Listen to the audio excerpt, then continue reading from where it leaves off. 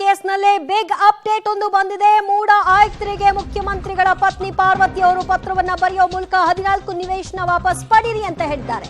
ಮೂಡ site ವಾಪಸ್ ನೀಡೋದಾಗಿ CM ಪತ್ನಿ ಪಾರ್ವತಿ ಪತ್ರವನ್ನ ಬರೆದಿದ್ದು, ಮಾಧ್ಯಮ ಹೇಳಿಕೆ ಮೂಲಕ ಸೈಟ್ ವಾಪಸ್ ಬಗ್ಗೆ ಘೋಷಣೆಯನ್ನ ಮಾಡಿದ್ದಾರೆ. ನನ್ನ ಪತಿಯಾಗಿರುವ ರಾಜ್ಯದ ಸಿಎಂ ನೈತಿಕತೆಯನ್ನ ಪಾಲಿಸಿದ್ದಾರೆ. 40 ವರ್ಷದಿಂದ ಸಣ್ಣ ಕಳಂಕವೂ ಇಲ್ಲದೆ ರಾಜಕಾರಣವನ್ನ ನಡೆಸಿಕೊಂಡು ಬಂದಿದ್ದಾರೆ. ನನ್ನಿಂದ ಅವರ ರಾಜಕೀಯ ಜೀವನಕ್ಕೆ ಕಳಂಕ ತಟ್ಟಬಾರದು ಅನ್ನೋದು ನನ್ನ ಸದುದ್ದೇಶ. ಮೂಡಾ ವಿಚಾರದಲ್ಲಿ ಆಪಾದನೆಗಳಿಂದ ಘಾಸಿಗೊಂಡಿದ್ದೇನೆ ಅಂತ ಅವರು ಹೇಳ್ಕೊಂಡಿದ್ದಾರೆ.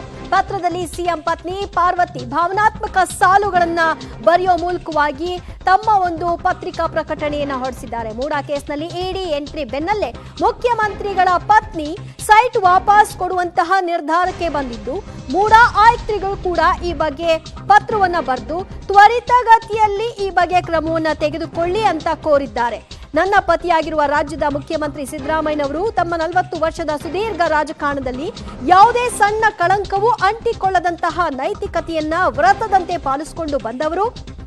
ರಾಜಕೀಯವೂ ಸೇರಿದಂತೆ ಸಾರ್ವಜನಿಕ ಜೀವನದಲ್ಲಿ ಕಾಣಿಸಿಕೊಂಡು ಅವರಿಗೆ ಮುಜುಗರ ಉಂಟು ಮಾಡಬಾರ್ದು ಅನ್ನೋ ನಿರ್ಧಾರಕ್ಕೆ ಬದ್ಧಳಾಗಿ ಬದುಕಿದವಳು ನಾನೆಂದು ಮನೆ, ಆಸ್ತಿ, ಚಿನ್ನ, ಸಂಪತ್ತನ್ನ ಬಯಸಿದವಳಲ್ಲ.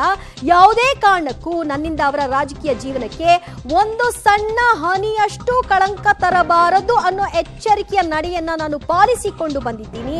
ನನ್ನ ಪತಿಗೆ ರಾಜ್ಯದ ಜನತೆ ಹರಿಸುತ್ತಾ ಬಂದ ಪ್ರೀತಿ ಅಭಿಮಾನಗಳನ್ನ ದೂರದಿಂದಲೇ ಕಂಡು ಸಂತೋಷವನ್ನ ಪಟ್ಟು ಹೆಮ್ಮೆ ಪಟ್ಟವಳು ನಾನು ಅಂತ ಸುದೀರ್ಘ ಪತ್ರದಲ್ಲಿ ಹೇಳಿಕೆಯನ್ನ ಕೊಟ್ಟಿದ್ದಾರೆ. ಓಕೆ, ನಮ್ಮ ಜೊತೆಗೆ ಬಿಜೆಪಿ ಎಂಎಲ್ಎ ಶ್ರೀವತ್ಸ ಅವರು ದೂರವಾಣಿ ಸಂಪರ್ಕಕ್ಕೆ ಬಂದಿದ್ದಾರೆ. ಸರ್ ನಮಸ್ತೆ. ನಮಸ್ತೆ ಅಮ್ಮ. ನಮಸ್ತೆ. ಆಲ್ ರೈಟ್, ಈ ಕೇಸ್ನಲ್ಲಿ ಆರಂಭದಿಂದಲೂ ಈ ಆರೋಪ ಕೇಳಿ ಬಂದಿತ್ತು, 14 ಸೈಟ್ಗಳನ್ನ ಪಡ್ಕೊಳ್ಳಿಕ್ಕೆ ಹೇಗೆ ಅವರು ಅರ್ಹರು ಅಂತ. ಅದೆಲ್ಲ ಪ್ರಶ್ನೆಗಳು ಬಂದಾಗ್ಲೂ ಕೂಡ ಅವರು ವಾಪಸ್ ಕೊಡುವಂತಹ ನಿರ್ಧಾರಕ್ಕೆ ಬಂದಿರಲಿಲ್ಲ.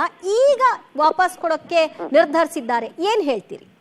ಮೊದಲನೇದಾಗಿ ಇವರು ಪ್ರಾರಂಭದಿಂದಾನು ತಪ್ಪುಗಳ ಮೇಲೆ ತಪ್ಪುಗಳನ್ನ ಮಾಡ್ಕೊಂಡೇ ಬರ್ತಿದ್ದಾರೆ.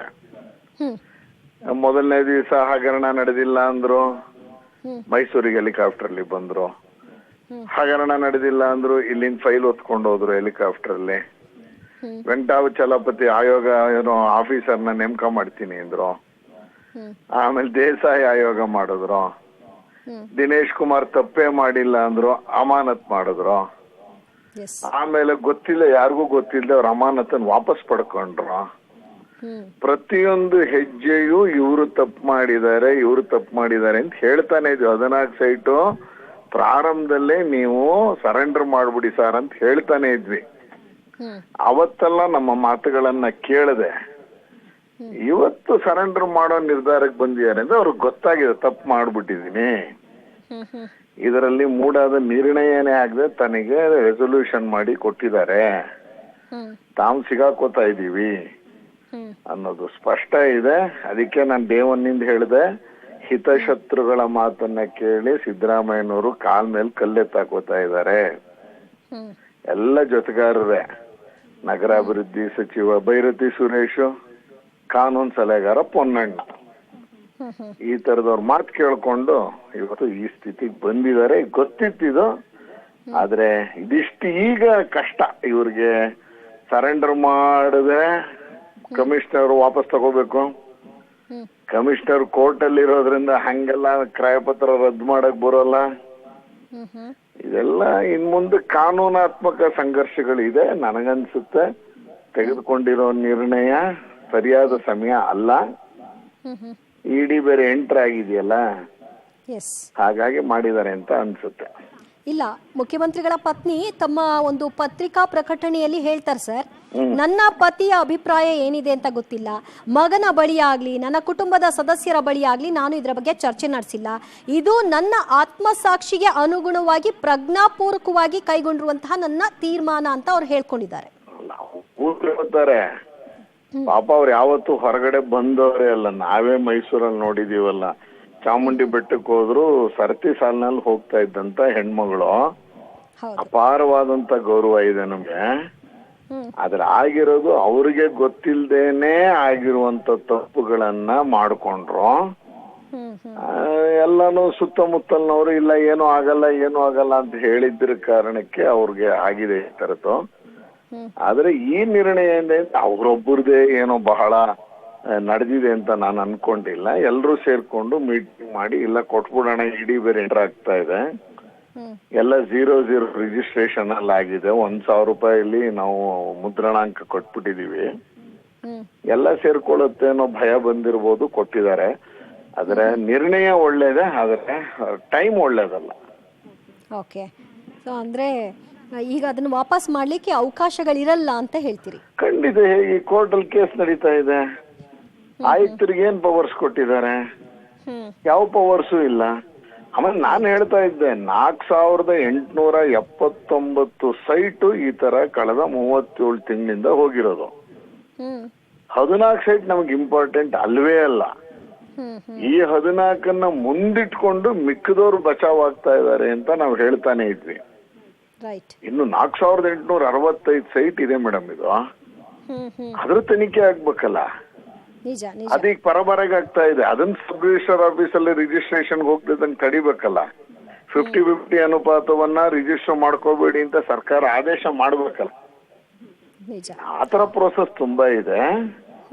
14 ಇಂಪಾರ್ಟೆಂಟ್ ಅಲ್ಲ. 14 ಯಾಕೆ ಇಂಪಾರ್ಟೆಂಟ್ ಆಯ್ತು ಅಂದ್ರೆ ಮುಖ್ಯಮಂತ್ರಿಗಳ ಮನೆಯವರು 2 ಸೈಟ್ ತಗೊಳ್ಳೋ ಕಡೆ 14 ತಗೊಂಡ್ರು. ಅವೆಲ್ಲ ಇದೆಯಲ್ಲ, ಅವೆಲ್ಲ ಹೆಂಗ್ ಹೋಗುತ್ತೆ? ಈಗ ಕೊಟ್ಬಿಟ್ಟ ತಕ್ಷಣ ಆಗಲ್ಲ. ಯಾವನ ಕಳ್ತನ ಮಾಡ್ಬಿಟ್ಟು ಆಮೇಲೆ ನಾನು ವಾಪಸ್ ಕೊಟ್ಬಿಡ್ತೀನಿ, ನನ್ ಕೇಸಿಂದ ಬಿಡಿ, ಸ್ಟೇಷನ್ ಪೊಲೀಸ್ ಅವ್ರು ಬಿಡ್ತಾರ? ಹಂಗಾಗಿದೆ ಅಂತ ಅನ್ಸುತ್ತೆ. ಓಕೆ, ನೋಡೋಣ ಸರ್ ಯಾವ ರೀತಿಯಾಗಿ ಇದು ಮುಂದಕ್ಕೆ ಹೋಗುತ್ತೆ ಅಂತ. ಥ್ಯಾಂಕ್ ಯು ಪಬ್ಲಿಕ್ ಟಿವಿ ಜೊತೆಗೆ ಮಾತನಾಡೋದಕ್ಕೆ. ಬಿಜೆಪಿ ಶಾಸಕ ಶ್ರೀವತ್ಸ ಅವರ ಪ್ರತಿಕ್ರಿಯೆ ಇದು. ವಾಪಸ್ ಮಾಡಿರೋ ನಿರ್ಧಾರ ಸರಿ, ಆದ್ರೆ ನಿರ್ಧಾರ ತೆಗೆದುಕೊಂಡಿರೋ ಸಮಯ ಸರಿ ಅಲ್ಲ.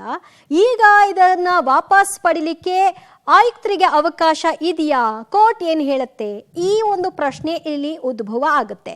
ಸಹಜವಾಗಿ ಇದೊಂದು ರಾಜಕೀಯ ಸೇಡಿನ ಒಂದು ವಿಷಯ ಅಂತ ಹಲವು ಕಾಂಗ್ರೆಸ್ ನಾಯಕರು ಹೇಳಿದ್ರು. ಒಂದು ಬದಲಿ ನಿವೇಶನ ಪಡ್ಕೊಂಡಿದ್ದಾರೆ, ಅದರಲ್ಲಿ ಏನ್ ತಪ್ಪಿದೆ, ಅದಕ್ಕೆ ಅವ್ರು ಅರ್ಹರಲ್ವಾ ಅನ್ನುವಂತಹ ಪ್ರಶ್ನೆಯನ್ನ ಪದೇ ಪದೇ ಎತ್ತುತ್ತಾ ಇದ್ರು. ಈಗ ರಿಟರ್ನ್ ಮಾಡಿರೋ ವಿಷಯದಲ್ಲೂ ಕೂಡ ಈ ಹಂತದಲ್ಲಿ ಈ ನಿರ್ಧಾರ ಯಾಕೆ ಬಂತು ಅನ್ನುವಂತಹ ಸಹಜ ಪ್ರಶ್ನೆ ಉದ್ಭವ ಆಗುತ್ತೆ.